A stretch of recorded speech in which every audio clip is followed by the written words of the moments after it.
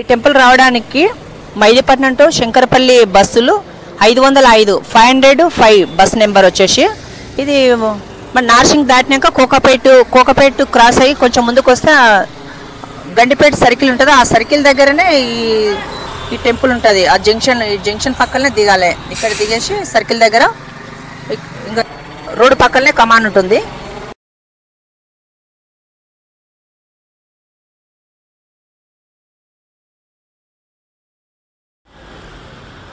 Temple timings Srikrishna గోసేవా మండలి.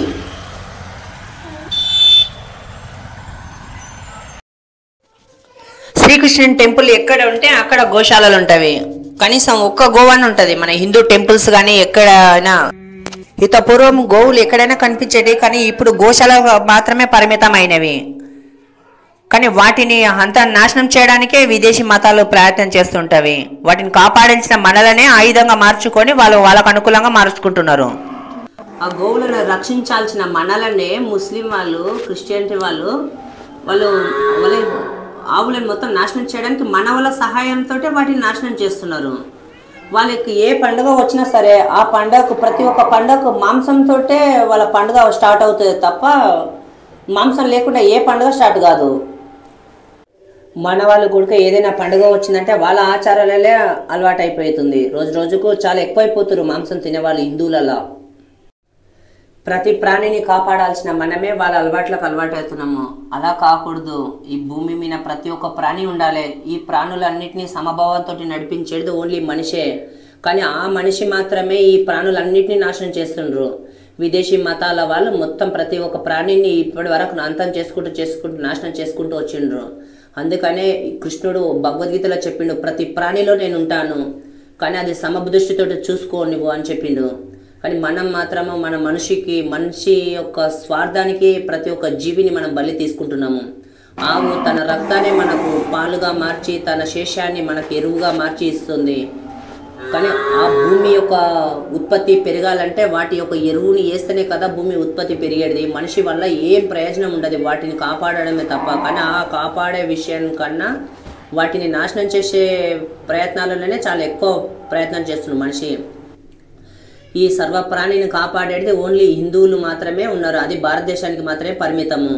ISKCON వాళ్ళు ఇప్పుడిప్పుడు విదేశాలలో కూడా అక్కడక్కడ గోశాలలు గోరక్షణ చేస్తున్నారు విదేశాలలో కూడా.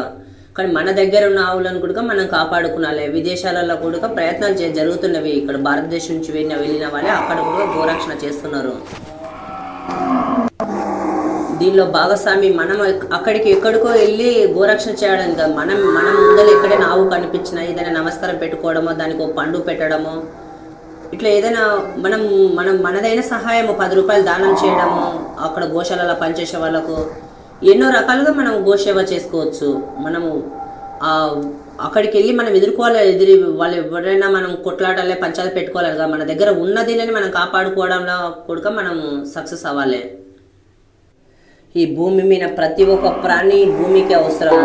కానీ అందులో ప్రత్యేకంగా ఒక గోమాతకు మాత్రమే ప్రత్యేకంగా వచ్చింది శ్రీకృష్ణుడు. దాని మూత్రాన్ని, ఇప్పుడు గోమూత్రాన్ని కూడా మెడికల్ షాప్లల్లో చాలా డబ్బులకు, ఎక్కువ రేటు ఖరీదైన డబ్బులకు అమ్ముతున్నారు. గోపేడ గోమూత్రం కూడా అమ్మే రోజులు వచ్చేసినవి. ఎంత ప్రత్యేకంగా ఉంది. వాటిని మనం కాపాడుకునాలి.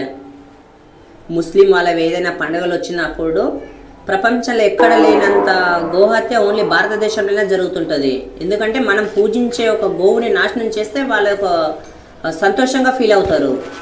రాక్షసులు ఎప్పుడు వాళ్ళ ప్రవృత్తి అట్లనే ఉంటుంది. రాక్షసుల ప్రవృత్తి ఎప్పుడు కీడు చేసి వాళ్ళు సంతోషపడేదే ఉంటుంది తప్ప మంచి చేసి సంతోషపడే అలవాట్లు లేకుంటాయి వాళ్ళకు.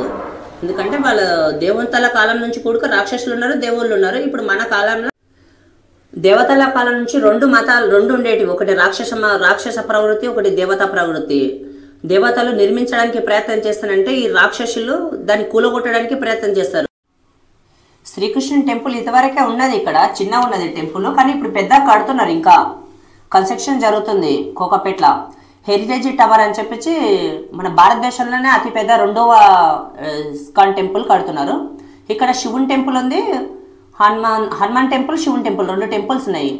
ఇక్కడ శ్రీకృష్ణుడు కోనేట్ల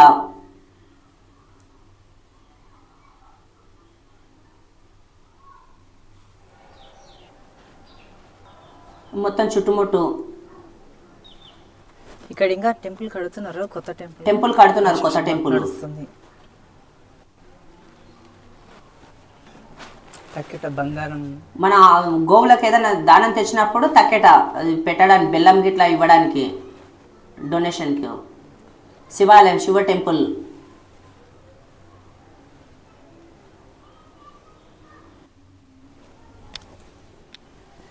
శివాలయము.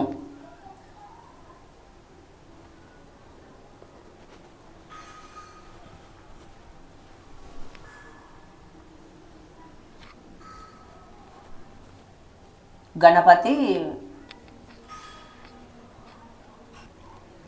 హనుమంతుడు. ఇక్కడ హనుమంతుడు చూడండి, మనకు ఊర్లలో ఉండే హనుమంతుడు కాకుండా ఇక్కడ ప్రత్యేకంగా ఉంటాడు హనుమంతుడు. గడ్డం ఉండి ఒక మనిషి ఎట్లా ఉంటాడో సేమ్ సేమ్ అలానే పాలరాతితోటి.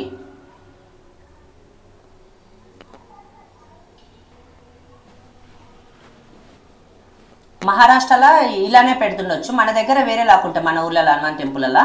కానీ మన దగ్గర కాకుండా మహారాష్ట్రలో ఉన్నట్లుగానే ఉంది. ఇక్కడ ఉన్న వాళ్ళు పూజారులు అందరు హిందీ వాళ్ళే ఉన్నారు, అందరు మహారాష్ట్ర వాళ్ళు. తులసికోట బయట అంతా ప్రాంగణం. మనకు కనిపించేటువంటి షెడ్లు అన్ని గోశాల షెడ్లు. చాలా పెద్దగా ఉంది, పిల్లలు ఆడుకోవడానికి చిన్న గేమ్స్ లాగా పెట్టిండ్రు. చాలా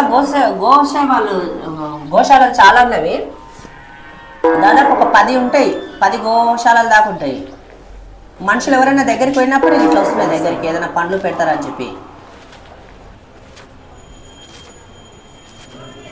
గోశాలలు నిండాగా ఇగో ఆవులు మంచిగా నిండా అనిపిస్తాయి.